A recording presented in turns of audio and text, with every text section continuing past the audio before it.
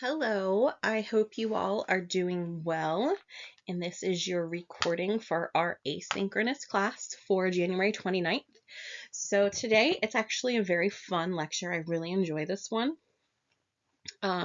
We are going to be covering fluid and electrolytes as well as different endocrine disorders, including both type 1 and type 2 diabetes, our complication of diabetes of DKA, and we're also going to cover growth hormone deficiency and juvenile hypothyroidism.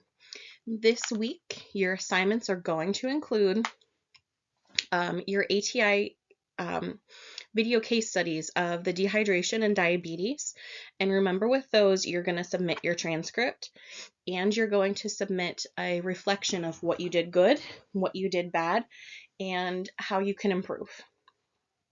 Also, you have your weekly quiz. And just so I know that you have listened to this, I'm going to put up an assignment and I will see if I can get a picture of it. I would like you to do one of the exemplars from the Clinical Judgment Model book. At the end of the lecture, I will tell you which exemplar you're going to be doing. And I will put up an assignment so you can post that. So here are our objectives for this lesson. Remember, as you're studying for our first exam, which is coming up very quickly, if you can kind of answer all of these things for our content, you will be good to go for the exam. So the first thing we're going to talk about is just the differences in that pediatric client. So if you think about that baby and they're hanging out in mom's hot tub of a uterus, they are primarily made up of water weight. In fact, at 24 weeks, their weight, 80% of it accounts for fluids or water. When we take that baby out of the uterus, it's like that sponge and it's going to lose weight. Newborns can typically lose 5 to 15% of their body weight. We don't like them losing more than 10% of their body weight. By a year, their weight is 60% fluid. And by adulthood, we are compromised of 50 to 60% of our weight is fluids. So one big difference is in how the fluid is positioned in the bodies.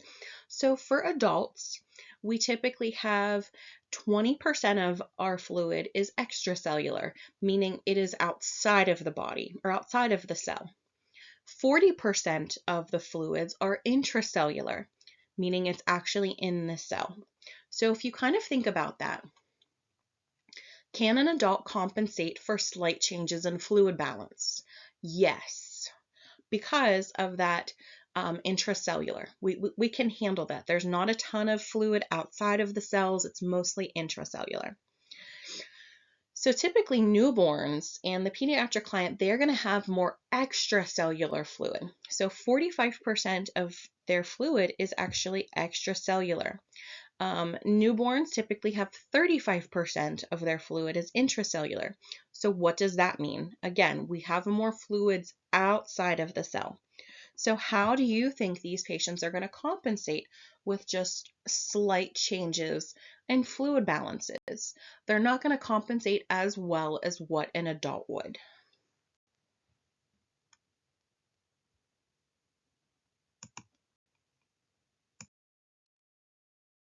So when we think of fluid volume imbalances, there's really two that we have to choose from. We either have fluid volume deficit or we have fluid volume excess. So we're going to start with fluid volume deficit, which can otherwise be known as dehydration. So with fluid volume deficit, what is going on is there is more output than what is coming in. So this could be coming from things like GI losses, like vomiting, diarrhea, in diabetic ketoacidosis, which we're going to talk about shortly.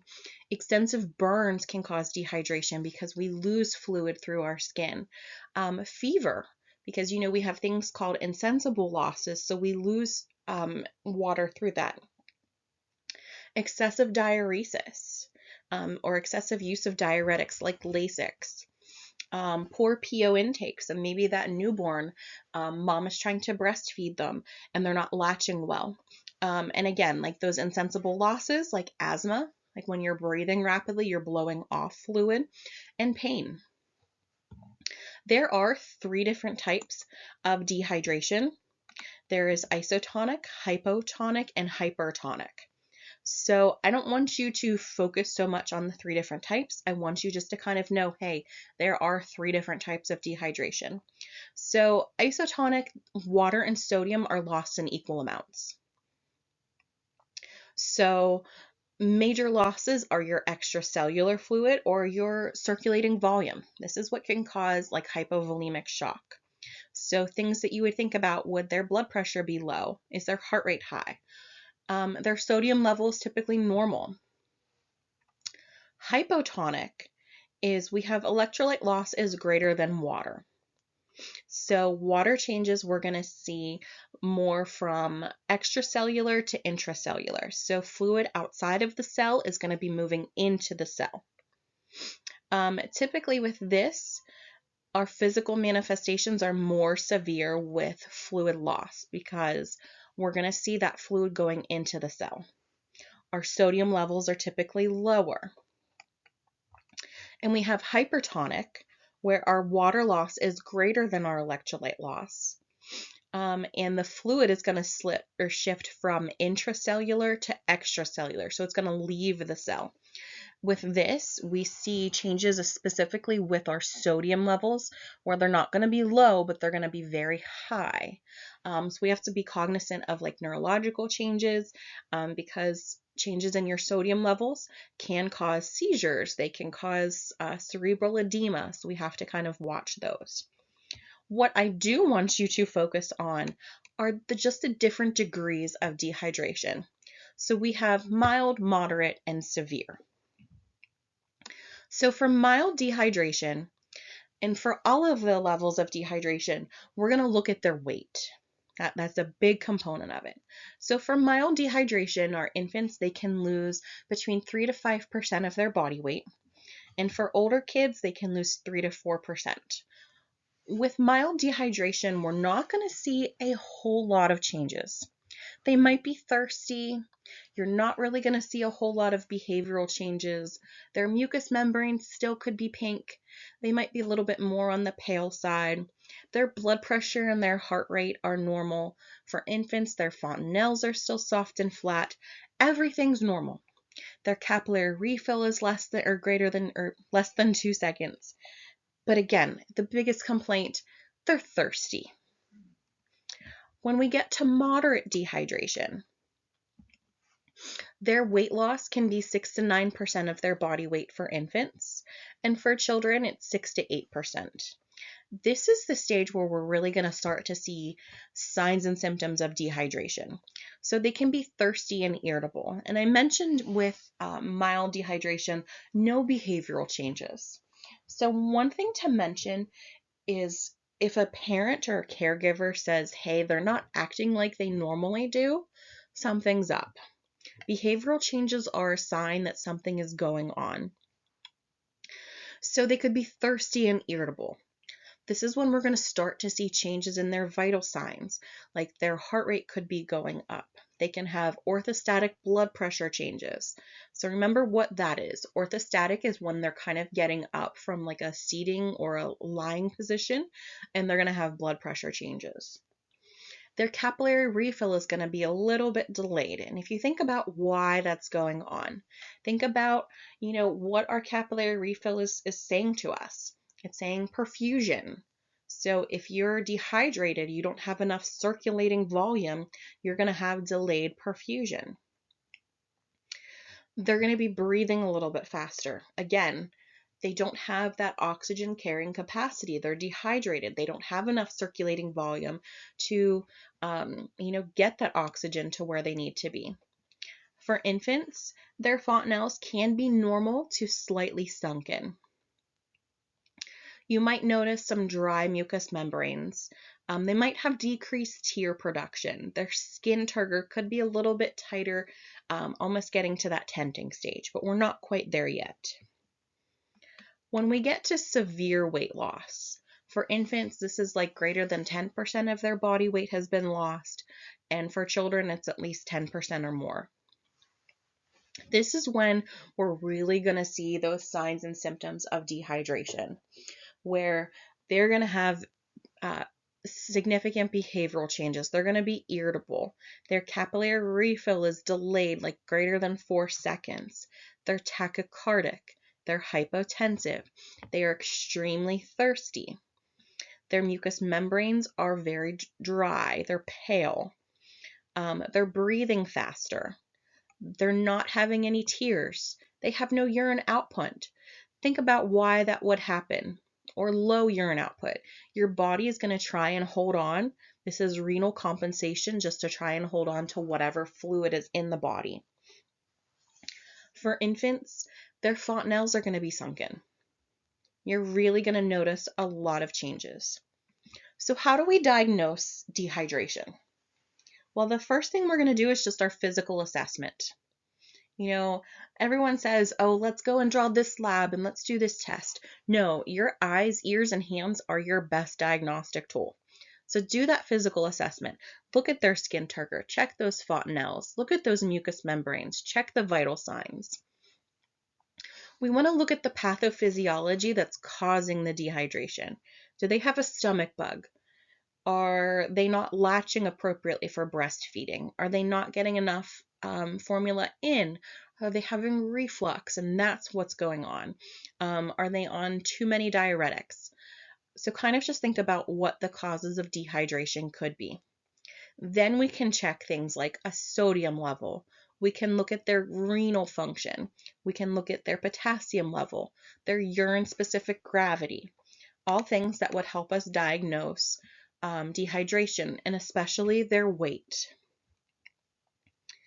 So how do we treat dehydration? We're going to give some kind of fluids. Here's the thing. For mild and moderate dehydration, if they are able to take PO intake, meaning the child is awake, alert, and they're not vomiting, we can do oral rehydration. So for mild oral rehydration, we typically want them to take in 50 milliliters per kilo within 4 hours. For moderate dehydration, we want them to take in 100 milliliters per kilogram within 4 hours. If they're dehydrated because of diarrhea, we want to do 10 mLs per kilo with each stool. We're going to do oral hydration with things like Pedialyte, Kool-Aid, popsicles. You really want to avoid things with a lot of sodium content in it, like broth has a lot of sodium in it. Also, you don't want to give them caffeine or soda. Make sure you're taking into consideration both the patient's physical and cognitive age. Sometimes they don't kind of understand what's going on. So, maybe you want to make the hydration into a game where, you draw some fluid up in a syringe and they can squirt it in their mouth like a squirt gun, just making it fun. For severe dehydration and any child that cannot take PO intake, then we're going to do parental rehydration. So things like severe dehydration, uncontrolled vomiting, if they are extremely fatigued, if they are in a coma, or if they have severe gastric distension, we are going to give parental fluids and we're going to administer them as prescribed. Just remember, as the nurse, we can't do that, but the physician can. So we do this in 3 phases. The first phase is we need to get them volume. We need to expand our volume so we can ensure tissue perfusion. So we typically do 20 mLs per kilo as a bolus over 5 to 10 minutes with like an isotonic or a hypotonic solution. So something like lactated ringers, normal saline. And we can, repeat this as necessary. So if we are hypotensive and we give a bolus and they're still hypotensive at the end of the bolus, it can be repeated. We wouldn't want to do this in hypertonic dehydration just because rapid replacement of the fluid can cause cerebral edema. But I'm getting ahead of myself. That's more level 3. The second phase, so after we have kind of ensured our tissue perfusion, we've kind of filled up our gas tank. We need to keep it full. This is when we are going to put them on like a maintenance fluids. This is when we are going to replace the deficits. We're going to get them maintenance and start to fix like any electrolyte imbalances. And then our third phase is when we can return to normal or PO feeds. If they're unable to tolerate PO feeds, then we're going to keep them on the fluids. So how are we going to know if our treatments have been effective? So we're going to monitor things like our capillary refill. Our capillary refill should be normal. Our weight should be increased to what it was or stabilized. We need to monitor our INO, monitor our vital signs. So our heart rate, our blood pressure, our respiratory rate should all normalize. We need to monitor for signs and symptoms of overhydration, which we're going to get to that shortly. Monitor our IV site if we're doing parental replacements. And try and get them back on PO as soon as we can.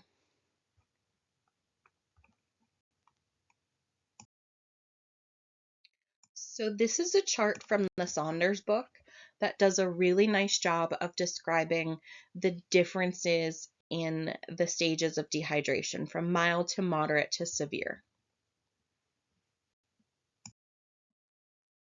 So two big causes of dehydration are vomiting and diarrhea.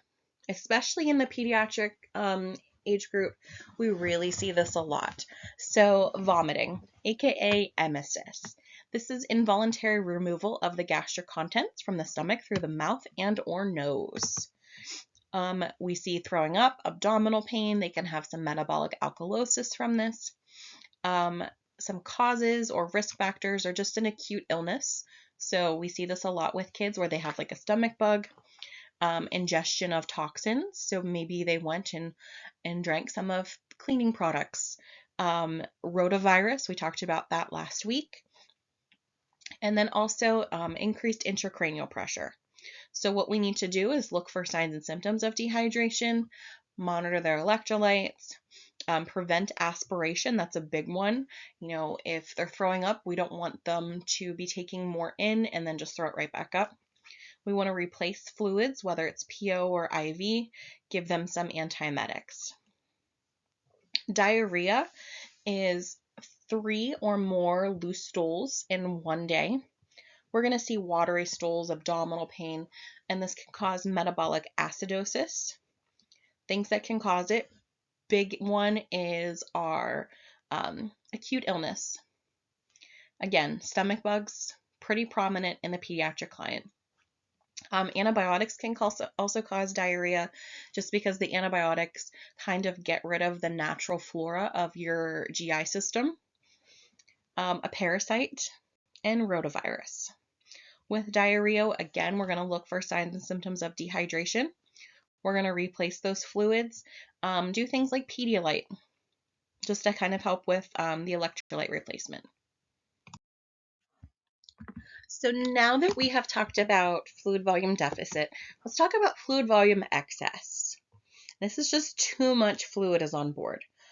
We typically see this when we have excessive IV fluid administration, renal failure, and heart failure.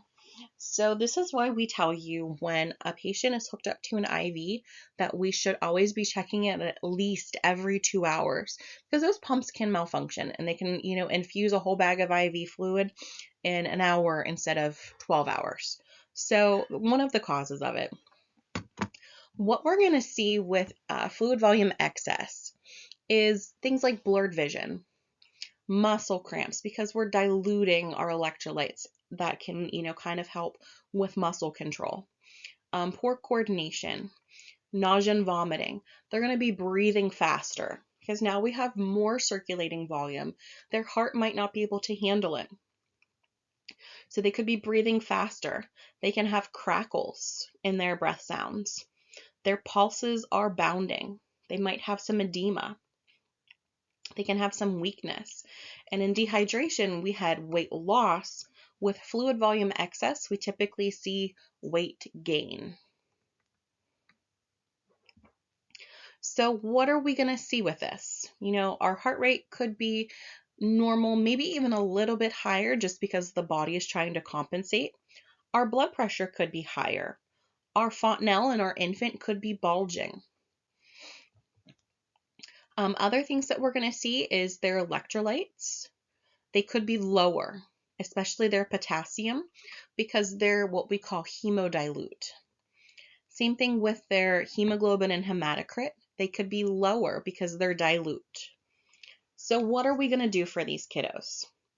Well, if they have too many fluids or our IV pump has malfunctioned, we're going to stop that. We're going to get rid of it. We're going to limit fluids. Sometimes maybe administering some diuretics to help pull those fluids off. If their oxygen saturations are lower, they're breathing faster, we can offer them some oxygen support. We're going to put them on seizure precautions because, again, with low sodium levels, that can cause neurological changes. We don't want them to seize. Monitoring for those electrolyte imbalances. We can monitor their arterial blood gases, monitor their weights. We're going to limit sodium. Monitor their INO and get daily weights on them.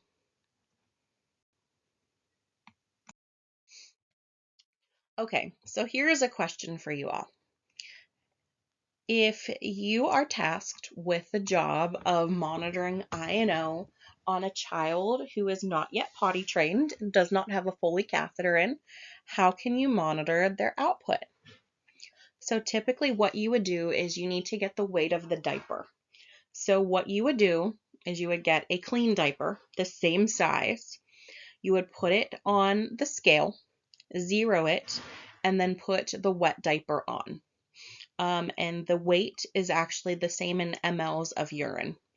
But the big thing is just make sure you're putting the right size diaper and you're zeroing that scale. So fluid management in the pediatric client.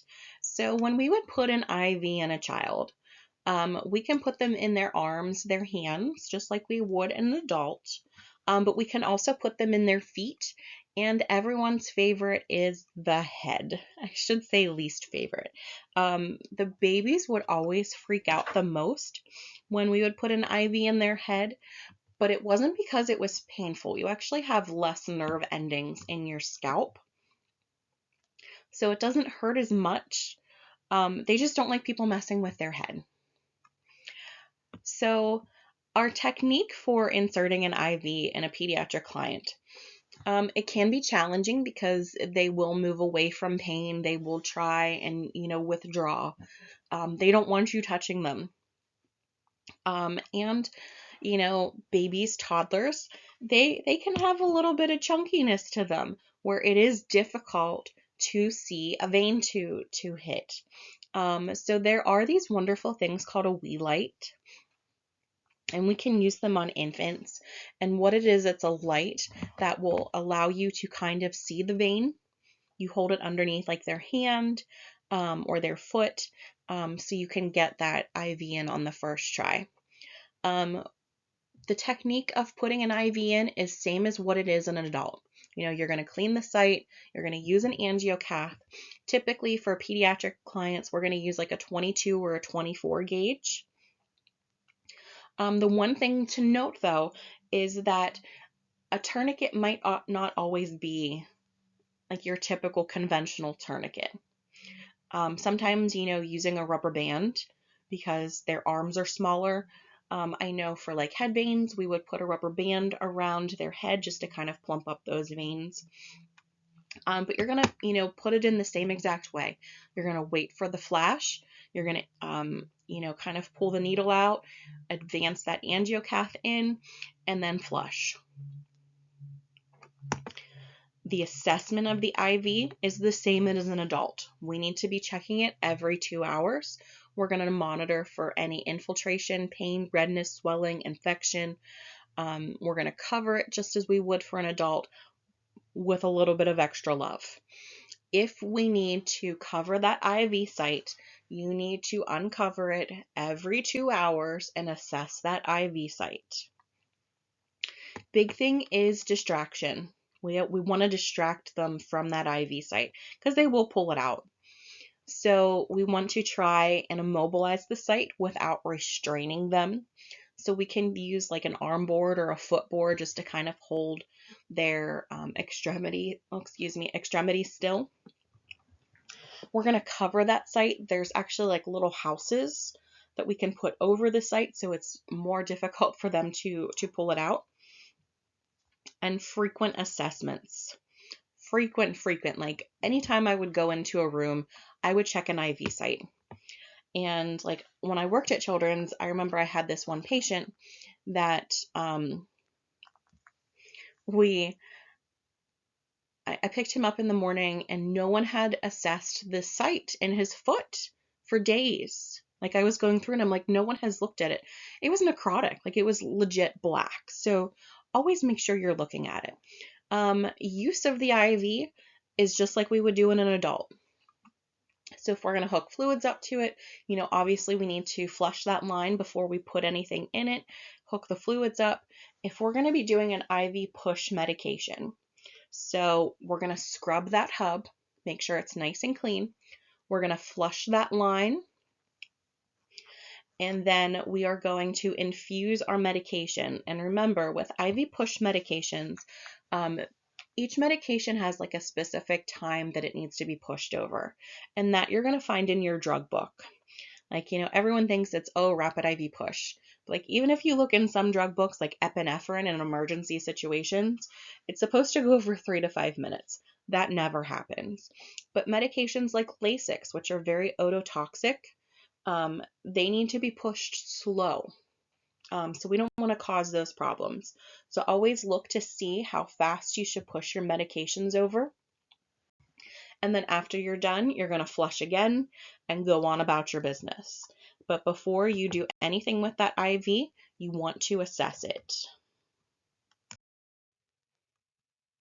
So now we're going to start with our endocrine disorders. So we're going to start with type 1 diabetes, and there's a few different types of diabetes. There's type 1 diabetes, type 2, and then when you get to OB, you'll talk about gestational diabetes. So we're going to start with type 1. This used to be called juvenile diabetes because it was thought that only younger people got this. With type 1 diabetes, this is an autoimmune disorder, meaning the body is kind of, attacking it. What goes on with this is your body is attacking your pancreas, and your pancreas releases this hormone called insulin. And insulin is kind of a key that unlocks the cell so glucose can come in. Remember, we need glucose in our cells because glucose gives us energy. It forms ATP. So we need that. So without that insulin, the cells are starved of glucose. And they will start to break down protein and fat. And when that happens, it causes ketones. And ketones are very acidic. And then it puts the body into a state of acidosis. That's diabetes in a nutshell. Some things that cause type 1 diabetes, genetics. So if there's like a family history of it, maybe just a genetic mutation. This isn't something that you can get over time. It usually happens pretty abruptly. How we diagnose type 1 diabetes is we're going to look at a hemoglobin A1C level. And this is a number, it's a percentage. It's going to give us like an average of what their blood sugars are over 3 months. We can also look at a fasting glucose level. So when they first wake up in the morning before they have had anything to eat or drink, and see what that level is. And then we can also just do a random glucose level throughout the day. For signs and symptoms of diabetes, especially type 1, we're going to look at our 3 Ps: polyuria, polydipsia, polyphagia. So what does that mean? They're eating a lot, they're drinking a lot, they're peeing a lot. So I'm going to tell you a story. I have an older sister. She's crazy. And that's the easiest way to describe her. I shouldn't say much because she's the one that watches my kids. Don't judge me. But when she was in 3rd grade, I was in kindergarten. She, I kid you not, would eat her lunch at school, come home, eat like an entire bag of Doritos or potato chips, eat supper, and then would eat a bedtime snack. She was drinking like a gallon of water a day, and she was losing weight like crazy. Guess what was going on with my sister? If you said she's a diabetic, you are correct. Yes, my older sister was diagnosed as a type 1 diabetic when she was just 8 years old. When she was diagnosed, her blood sugars were well over 500, and she was on the verge of a diabetic coma. Again, the signs and symptoms: polyuria, polydipsia, polyphagia. So my sister, she was eating a lot, she was drinking a lot, she was also peeing all night, and she was losing a ton of weight. Blurry vision comes into play more so in the later stages, or when the blood sugars aren't controlled, and that's just because the sugar concentration is so high in the bloodstream because it's not going into the cell. Remember, there is no insulin to unlock the cell so the glucose can get in. That can affect the vision and the retina, and there can be glucose in the eye. The big thing to note with type 1 diabetes, there is no cure. This is a lifelong diagnosis. They need to be on insulin. They cannot take oral hypoglycemic agents. And it is a lot. It's a lifestyle change. It's not just, oh, you take insulin and you'll be okay. It's dietary changes. It's lifestyle changes. So they need to be monitoring their blood glucose levels frequently. So that's a capillary blood glucose level. There's 2 different types of blood glucose levels. There's capillary, and then there's our serum. So capillary is when you poke your finger, put it in the glucometer, check it. Serum glucose is when they would do a venipuncture and check it with like your electrolyte levels, blood counts, things like that. Typically, if we get a capillary blood glucose level that is very, very abnormal or very high or very low, you would recheck it. If you get the same result again, then they would draw a serum glucose level if that's in the hospital. But these patients also need to be following a diabetic diet. So they need to be taking in complex carbohydrates. So things like grains, like good grains, fiber-rich foods, fish, lean meats, good fats, sugar-free foods. Just what you would think an 8-year-old would want to eat on a regular basis, right? Sure, they're going to be like, hey, I want some salmon for supper tonight, or some broccoli for supper tonight. They should avoid things like saturated and trans fat, things with cholesterol, and things with a lot of sodium, like anything that an 8-year-old would want, like McDonald's.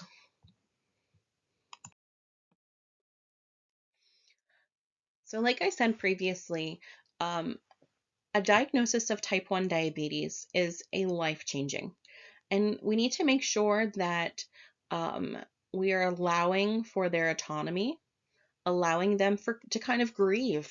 They're not the person that they were, that they are going to have to change how they live their life. And we need to, teach them signs and symptoms of both hypo and hyperglycemia. But the other thing to stress about are these sick day rules. Because I told you guys before, kids are gross. They are germy. They get sick a lot. And when a child who has diabetes would get an acute illness, we need to watch them a little bit closer. So we need to follow these sick day rules. So when they do get sick, their stress hormones are going to release cortisol, which will actually increase your glucose levels. So we need to monitor their glucose levels more frequently. We also need to be monitoring their urine for ketones. Stay hydrated. So if they do have a stomach bug, we still need to be encouraging hydration. And tell them don't skip their insulin. They need to alter their dose of insulin. Maybe they need to take less than what they normally would, but they should not skip it completely. It is much easier to get a glucose down than what it is to get a glucose up.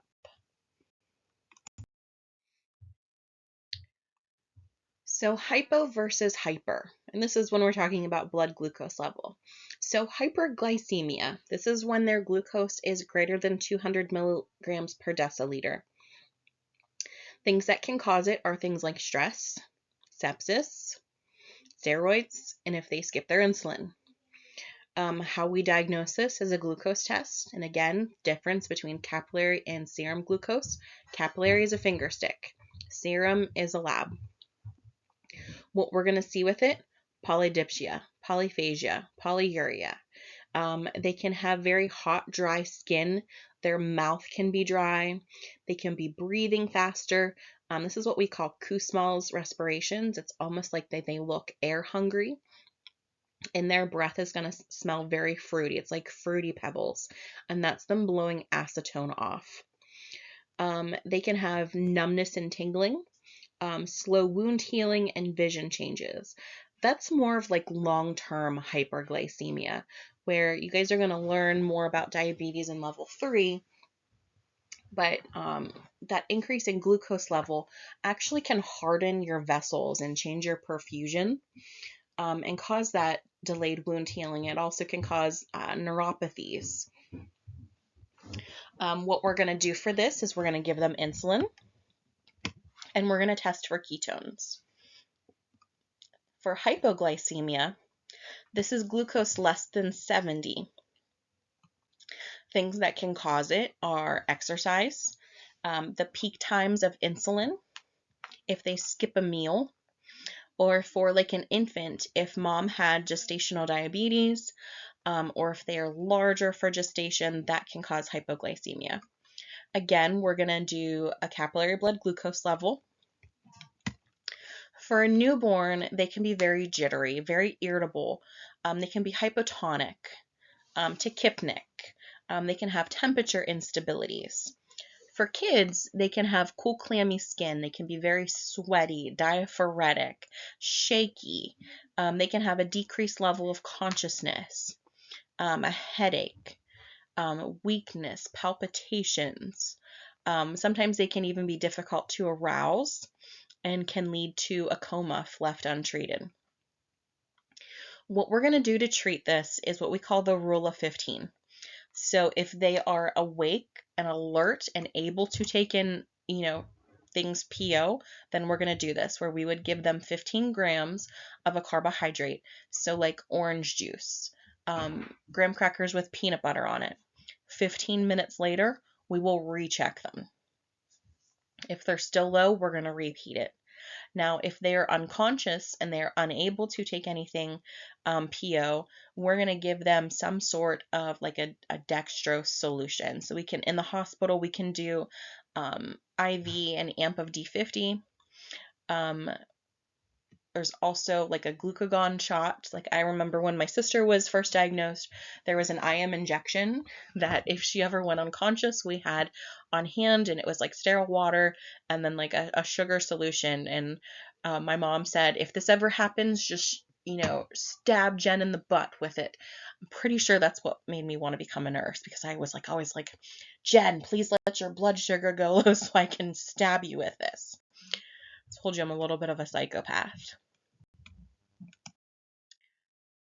Again, these are just your signs and symptoms of hypo and hyperglycemia. For type 2 diabetes, we actually tend to see this more in the adult population, but it is becoming more common in younger children because of things like inactivity and obesity. The one big difference between type 1 and type 2 is type 1, the onset is rapid. It's going to happen all of a sudden. Whereas type 2, the onset is more gradual.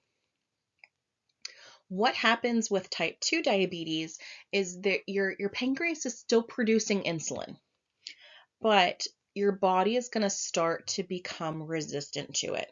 It's not going to be using that insulin properly. So some things that can cause type 2 diabetes: genetics, obesity, inactivity.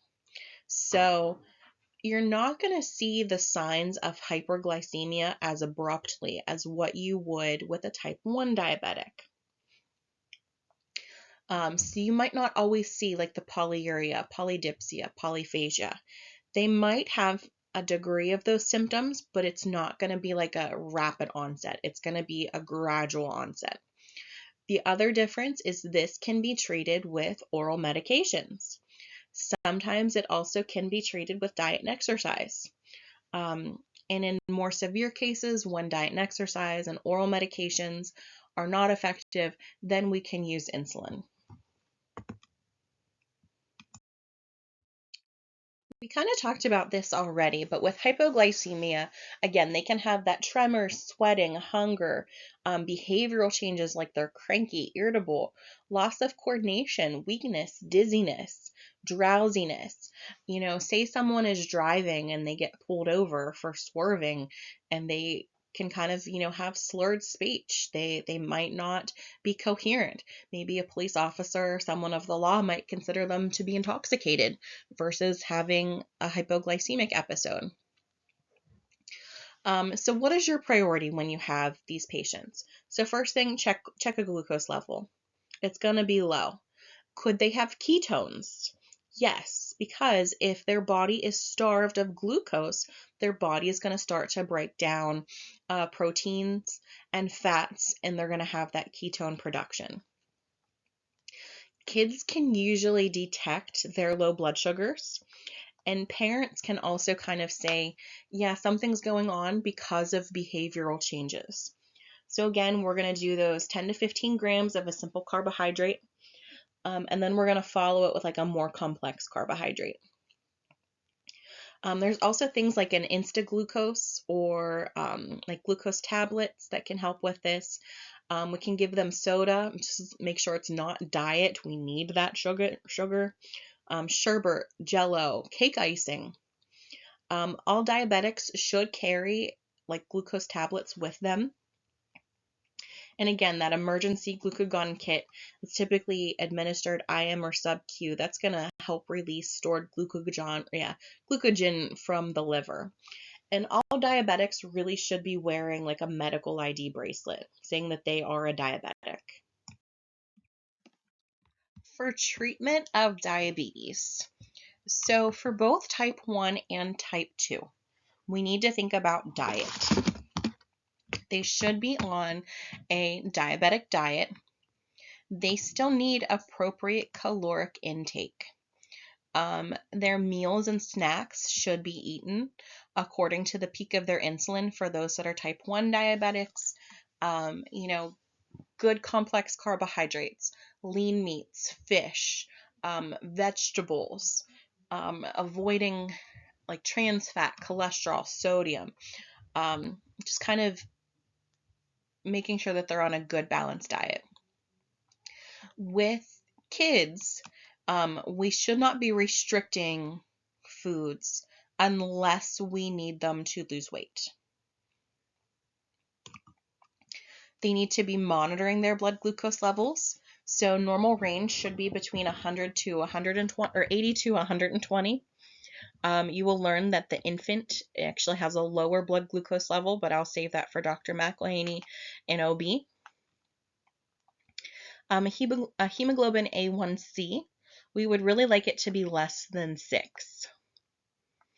And they also should be testing their urine for ketones. However, there is poor correlation between glucosuria and like control of your blood glucose levels. You can have some glucose in your urine and it can be negative for ketones. And that's when they would use that urine dipstick and they compare it to the bottle. Medications. So obviously for a type 2 diabetic, if they're on medications, it's typically going to be an oral hypoglycemic agent, like metformin. I'm not going to go a whole lot into them. I'm going to let Mr. Smith in pharmacology go through them, and then you'll get them again in level 3. For type 1 diabetics, because we see a lot more of those in the pediatric client, they are on insulins.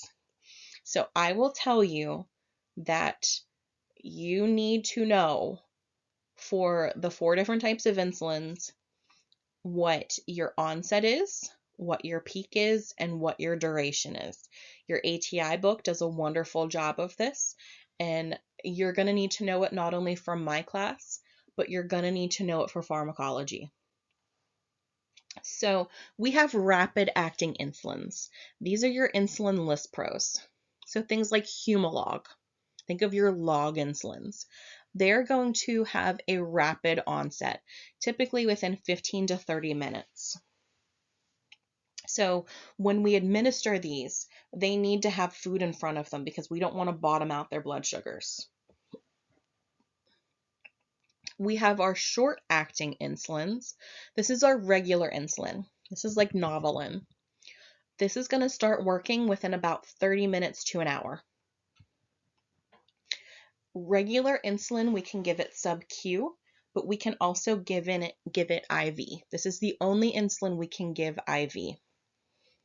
We have our intermediate insulin, so this is like our NPH. This is going to last longer throughout the day.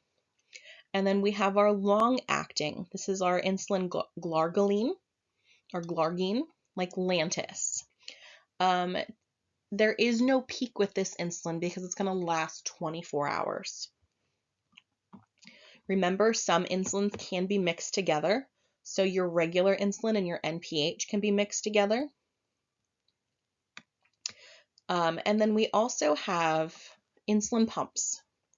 So as a means of monitoring glucose and administering insulin, there are devices. So there are insulin pumps that would administer what we call a basal rate. So it's like a constant infusion of insulin. Maybe it's like 0.2 units an hour that they're going to get.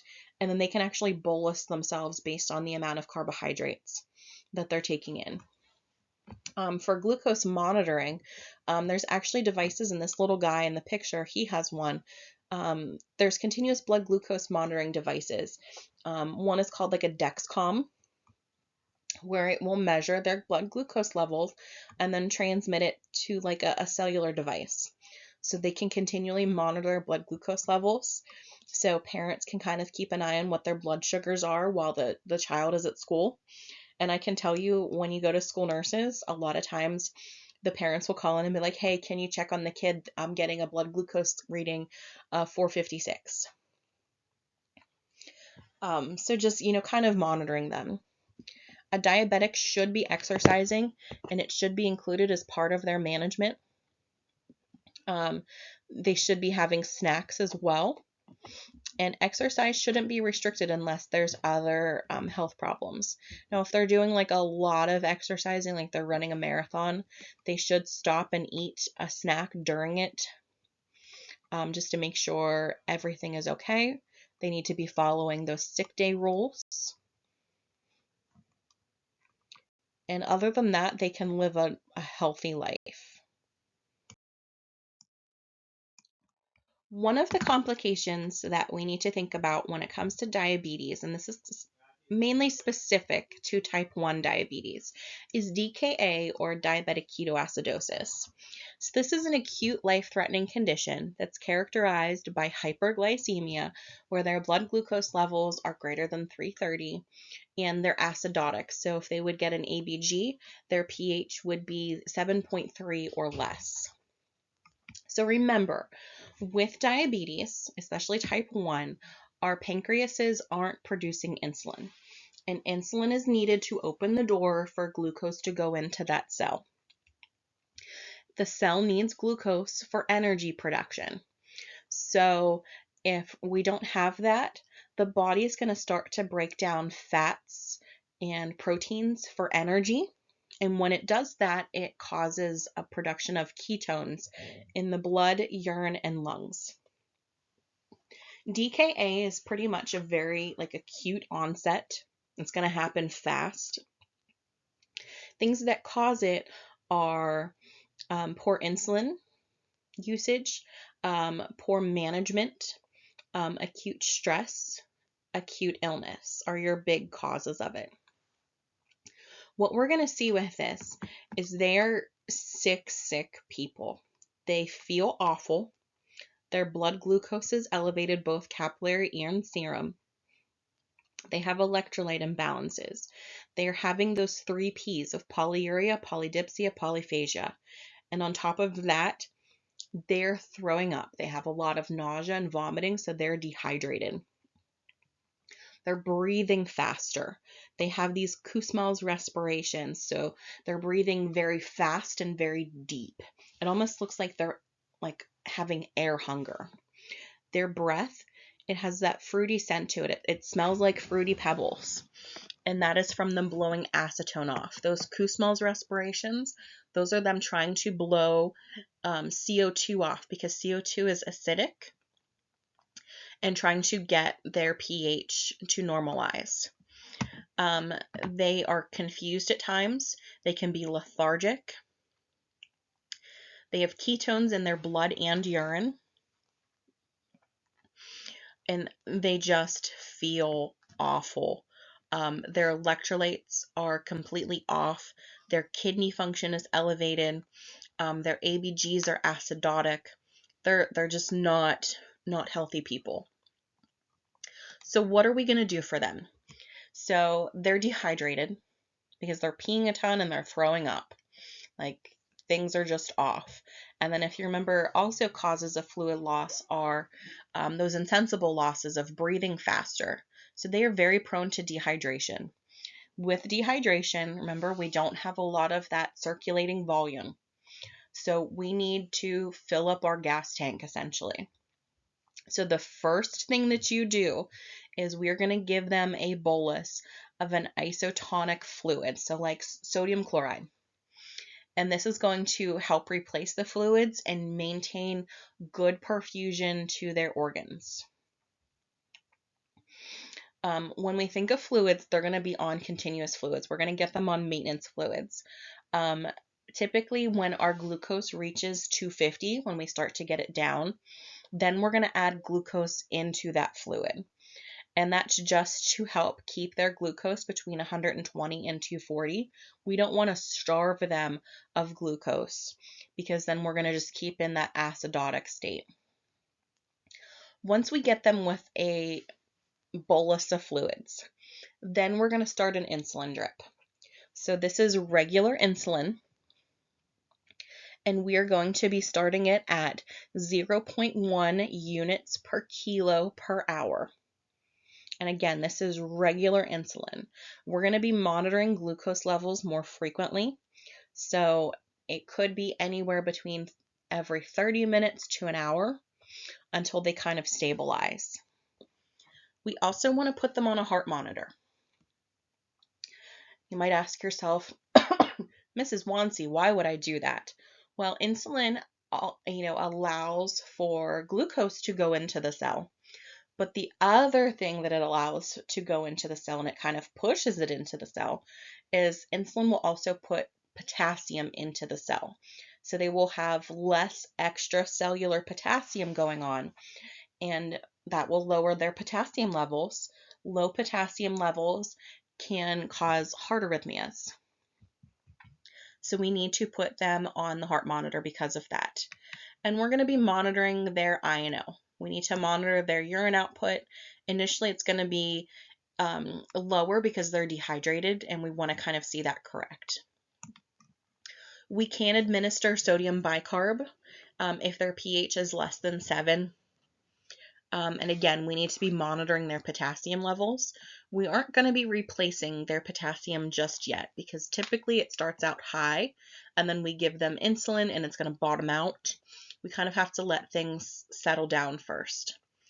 And if their oxygen saturation is less than 80, or their PaO2 is less than 80, we're going to give them oxygen. That's more ABG stuff. That's more level 3 stuff. After we kind of stabilize them, we, obviously want to do education to prevent this from happening again. So doing things like prevention of illness, because an acute illness can do this. Making sure they're up to date on their vaccines, that they're doing good hand washing, making sure that they're doing their insulin administration correctly. So, you can have a child or even an adult be perfect on with their insulin administration, but say that they're administering their insulin in the same exact spot over and over and over again. What that does is that it actually builds up scar tissue, and there is a delayed absorption of insulin from that site. So maybe they just have so much scar tissue build up that they're not getting their insulin appropriately. That's why we need to teach diabetics to rotate their injection sites. Even for our kiddos or our patients that have the insulin pumps, we need to tell them that they need to rotate their sites with that to prevent the buildup of scar tissue. We also want to prevent long-term complications. They can have renal failure, they can have cardiac failure, they can have neurological complications. They can be at an increased risk for a stroke, for an MI. They can have neuropathies, and they can have eye disorders. So my sister, I remember the first time she went into DKA. She was a senior in high school, and it was prom. And she decided that she wasn't going to sign the prom promise, which I don't even know if that still exists anymore. But basically what the prom promise is saying, hey, I'm not going to partake in any alcoholic beverages on prom night. So she didn't sign the prom promise and decided that night she was going to drink some Zima. For those of you that don't know what Zima is, I've never actually drank any, but I'm told it's like a fruity beer type substance, almost like a seltzer. But not only that, but she went to prom in the early 2000s. This is before dresses had pockets in them, and she had no place to put her insulin pump. So she duct taped it to her leg. So midway through prom, her leg was irritated. So what did she do? She took off her pump and then went and got inebriated that night. She got drunk. Came home the next morning and was just trying to play it off that she was hungover, but really she was in DKA. So she was in the ICU for a few days, came home, put her pump back on, her pump malfunctioned again, and she went back to the ICU. So I've lost count of how many times she's been in DKA. She's actually stopped going to the hospital for issues with her blood sugar because, in her words, she has said, they don't know how to monitor me appropriately. They don't know what they're doing. But the last time that she was hospitalized for DKA, my sister is the polar opposite of me. Like, we are yin and yang. Just to give you an idea, before I got married, she was the matron of honor in my wedding. 3 weeks before my very Catholic wedding, she decided that she was going to get a machine gun tattooed on her forearm because she is obsessed with Machine Gun Kelly. And I was like flipping out right before my wedding. I'm like, you couldn't have waited 3 weeks. That's just to give you an idea of how my sister is. Anyway, she decided that she was going to get a snake tongue piercing. And this is when they kind of do 2 piercings in the tongue to kind of like split your tongue. Now, she has had her tongue pierced before. She doesn't do well with piercings because of her diabetes. She doesn't heal very well. So she got this piercing done, and what happened? She ended up with an abscess on her tongue. At this time, her blood sugars were actually very well controlled, but that acute illness put her into DKA. So she had to be hospitalized for DKA, and then she also needed IV antibiotics to treat this, and the tongue piercing came out too. God love her. She is an interesting soul. Okay, on with the next. Growth hormone deficiency. So all of our hormones are controlled from our brain, essentially. Primarily, your control center for all of your hormones is your pituitary gland. Growth hormone deficiency is like many other endocrine issues where we don't have enough growth hormone. So growth hormone, somatotropin, this is naturally occurring substance that's secreted by the pituitary gland. We need this for growth and development and cellular metabolism. Deficiency of this hormone causes delayed growth. Other hormones work with growth hormone to control metabolic processes. Like we have adrenocorticotropic hormone, we have thyroid stimulating hormone, gonadotropin, all of these hormones that kind of work together. So things that could cause growth hormone deficiency: if there is a structural issue, meaning maybe there is a tumor, maybe there's been some sort of trauma, if there's any type of structural defect, or maybe sometimes surgery. This could be a hereditary disorder. Maybe there is another endocrine or pituitary deficiency. So again, maybe they have issues with their thyroid. Maybe there's some kind of damage going on to that pituitary gland. But most of the time, it is idiopathic, meaning we have no idea what's causing it, and we probably never will. Well, what do we see with growth hormone deficiency? They typically have a short stature, but they are proportional to their height and weight. They have delayed epiphyseal closure, so growth plate. They have delayed closures of those. They can have increased insulin sensitivity, so they might have issues with their blood glucose levels. They can have delayed dentition or an underdeveloped jaw. They can have delayed sexual development. And the big one is their linear growth is less than normal for their age. So how we diagnose this, there is a bunch of tests like a plasma insulin-like growth factor, there's an IGF binding protein, but the big one is this growth hormone stimulation. So prior to this test, they need to be NPO. And what we're going to do is we're going to draw baseline labs in the morning, typically between 6 and 8 a.m. And then we're going to administer a medication that's going to trigger growth hormone. Then we're going to obtain a blood sample every 30 minutes for 3 hours. And typically these levels are going to be low if they have growth hormone deficiency. We also want to limit activity before the test and just kind of keep them calm. Other diagnostics that we can do x-rays just to see, skeletal muscle maturity, what their skeletal survey is done. We can look at those epiphyseal plates. We can look at their skull films just to see if there's any structural abnormalities. We can do CT scans or MRIs of the brain just to look for any lesions. But the big thing as the nurse, what you're going to do is update their growth chart. So with the growth chart, we're going to plot their height and their weight and see how they align with what is normal for their height and their weight and their age. We need to assess this over time and determine that height to weight ratio and see if they're growing at all. Are they less than, so many standard deviations, less than the norm? But we need to update that growth chart. We can administer some medications. So there is somatotropin. This is a sub-Q injection. It is basically a form of growth hormone that can assist with muscle growth. This is administered 6 to 7 days a week.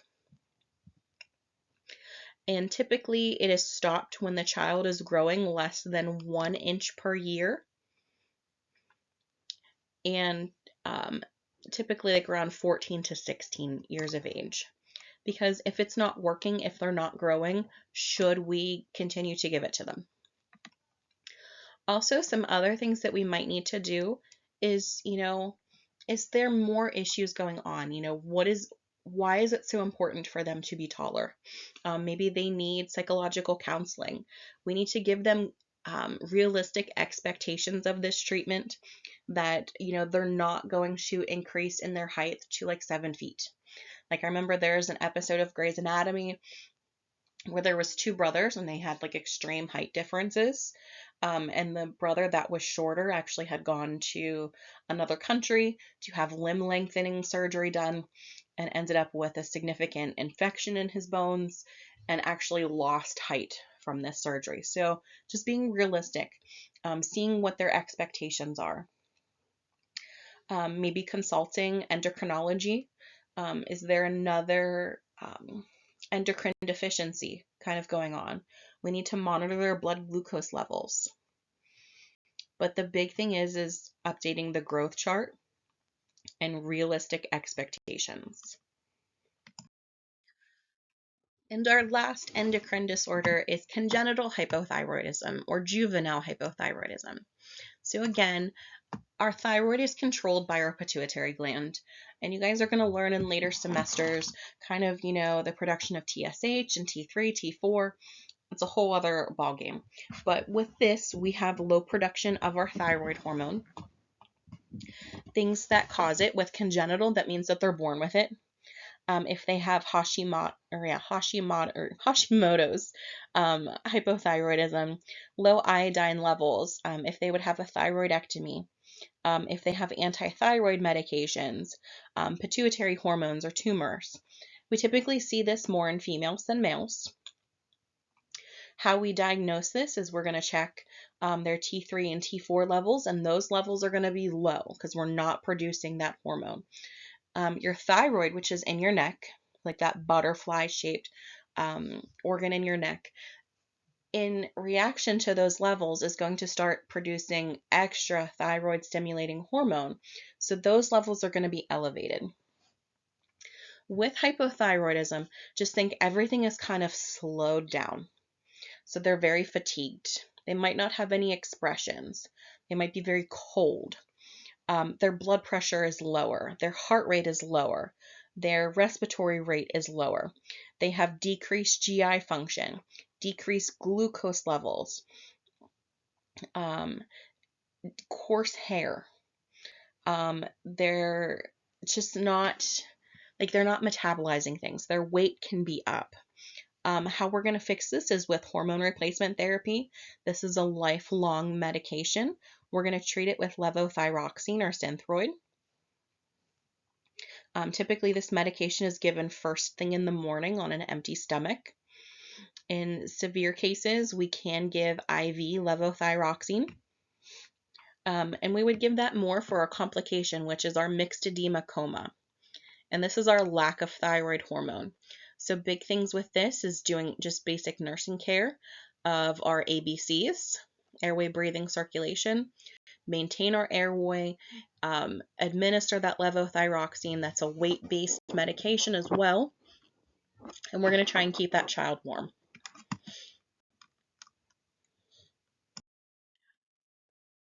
Okay, so we have finished. If you guys have any questions, please let me know. For just an activity, what I would like you guys to do is to go into that Developing Clinical Judgment Model book, and I would like you to do Exemplar 25A. Go ahead and do that, and I will put an assignment in that I just want you guys to take pictures of your completed exemplar and submit it, and that's just your form of attendance for today. I hope you guys understood everything. Just remember, everything in this lecture is testable, and our first exam is coming up rather quickly.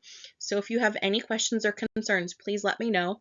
Have a great week, and I will see you guys on Wednesday. Actually, I'll see some of you in simulation on Tuesday. But have a great day, and I'll see you Wednesday.